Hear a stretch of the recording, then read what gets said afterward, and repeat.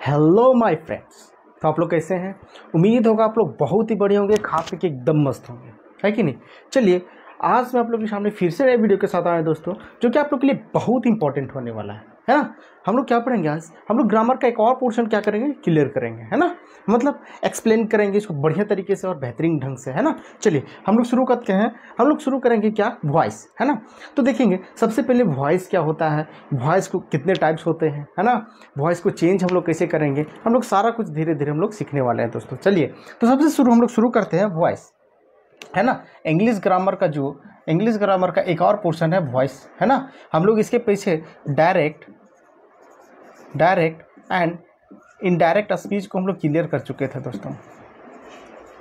Indirect speech को हम लोग क्या कर चुके थे, क्लियर कर चुके थे, है ना।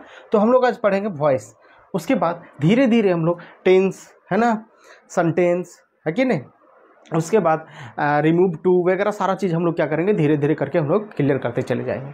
तो सबसे पहले हम लोग पढ़ेंगे वॉइस किसी वाक्य में, वॉइस किसी वाक्य में प्रयुक्त वर्ब का वह रूप है। प्रयुक्त वर्ब का क्या है, वह रूप है जो यह दिखाता है या तो सब्जेक्ट यानी कर्ता, है ना। सब्जेक्ट यानी कर्ता या स्वयं कुछ करता है या स्वयं कर्ता पर ही कुछ घटित होता है, उसके क्या कहते हैं दोस्तों, उसे हम लोग वर्ब कहते हैं। मतलब वॉइस एक ऐसा वर्ब का रूप है जो किसी भी वाक्य में, किसी भी सेंटेंस में अगर प्रयुक्त होता है दोस्तों, तो वर्ब ऐसा रूप है वर्ब का, है ना, जिसमें से सब्जेक्ट जो है या तो उसके सब्जेक्ट पर काम करता होगा या सब्जेक्ट काम करता होगा या तो सब्जेक्ट पर कुछ घटित होता होगा, है ना। जैसे कि हम लोग एग्जाम्पल देखेंगे, है ना, हम लोग एग्जाम्पल से समझेंगे। राम इज बीटिंग मतलब राम क्या कर रहा है, दूसरे को पीट रहा है। राम क्या कर रहा है दोस्तों, दूसरे को पीट रहा है ना। मतलब बढ़िया तरीके से देखेंगे, राम इज बीटिंग मतलब राम क्या कर रहा है, दूसरे को पीट रहा है ना। राम इज बीइंग बीटिंग मतलब राम क्या कर रहा है, दूसरे के द्वारा, वह तो खुद तो दूसरे को पीट रहा था, लेकिन यहाँ क्या कर रहा है कि दूसरे के द्वारा पीटा जा रहा है ना। तो मतलब यहाँ क्या कर रहा है कि राम जो है वो क्या कर रहा है, राम पर ही ना, सब्जेक्ट यही ना हो गया राम, मतलब ये तो कुछ काम कर रहा है या तो इस पर घटित हो रहा है। ये काम क्या कर रहा था, यहाँ पीटने का काम कर रहा था, और यहाँ क्या कर रहा है, यहाँ पिटाने का काम कर रहा है ना। यहाँ क्या कर रहा है, पिटाने का काम कर रहा है। तो ये जो इसके जो घटित होने का काम है, उसी को हम लोग क्या कहते हैं दोस्तों, वॉइस कहते हैं, है ना। उसी को हम लोग क्या कहते हैं, वॉइस कहते हैं। देखिए वॉइस किसी वाक्य के में प्रयुक्त वर्ब का वह रूप है जो यह दिखाता है कि या तो कर्ता पर सब्जेक्ट कुछ करता है, कर्ता यानी सब्जेक्ट कुछ करता है, या तो स्वयं कार्य करता है ना। मतलब स्वयं पर घटित होता है, उसका स्वयं पर ही घटित होगा, है ना। मतलब सब्जेक्ट देखिए, राम क्या कर रहा था, दूसरे को पीट रहा था। उसके बाद राम अभी खुद पिटा रहा है ना। राम क्या कर रहा है, खुद पिटा रहा है बेटा। तो यहाँ पे देखेंगे हम लोग बढ़िया तरीके से हम लोग को वॉइस समझ में आ गया, है ना। उसके बाद इसके दो रूप होते हैं दोस्तों, है ना, मतलब टू टाइप्स। एक होता है एक्टिव वॉइस एंड दूसरा होता है पैसिव वॉइस। दूसरा क्या होता है, पैसिव वॉइस। तो इसको हम लोग देखेंगे बढ़िया तरीके से। एक्टिव वॉइस क्या होता है, a verb is said to be in the active voice, मतलब हम ऐसा वर्ब को, ऐसा क्रिया को हम लोग एक्टिव वॉइस कर सकते हैं, है ना। When it the forms shows that, मतलब उसका जो फॉर्म है, इसका जो रूप है, वो किसको शोज करेगा, पर्सन को, ठीक है। थिंग्स को, डिनोटेड बाय सब्जेक्ट, मतलब सब्जेक्ट के द्वारा जो कार्य किया जाएगा, सब्जेक्ट के द्वारा जो उसके जो बताया जाएगा, है ना, उसी को हम लोग क्या कहेंगे, एक्टिव वॉइस कहेंगे।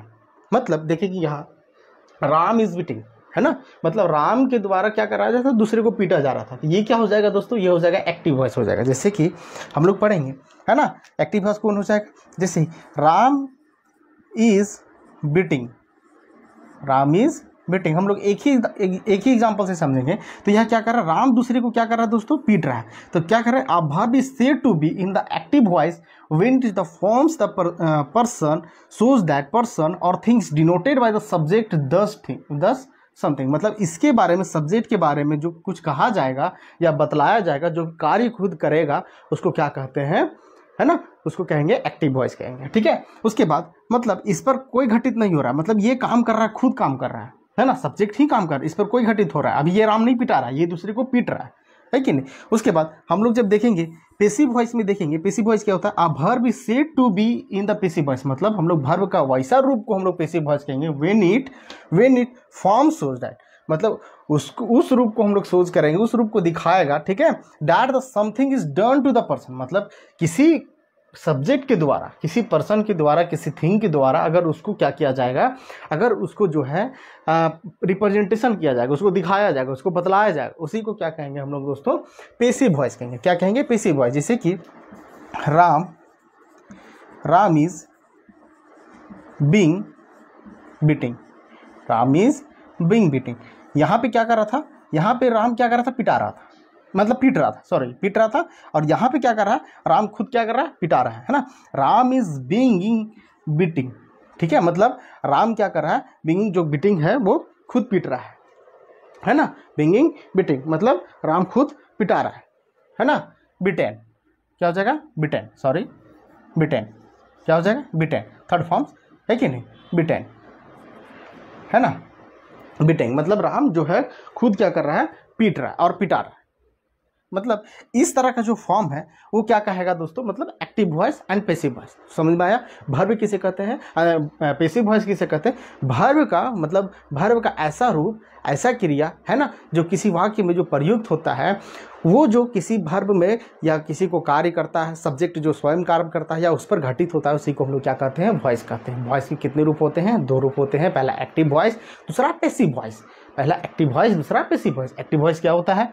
एक्टिव वॉइस होता है जिसमें से क्रिया जो है वो खुद पर्सन खुद अपने बारे में क्या करता है, उस पर कार्य घटित होता है, उसी को हम लोग कहते हैं एक्टिव वॉइस। और पैसिव वॉइस क्या होता है कि जो डन मतलब सब्जेक्ट उसके द्वारा, मतलब सब्जेक्ट के द्वारा जो कार्य किया गया उसको बतलाया जाता है, उसी को क्या कहते हैं, मतलब उस पर घटित होगा, है ना, उसी को क्या कहेंगे हम लोग, पैसिव वॉइस कहेंगे।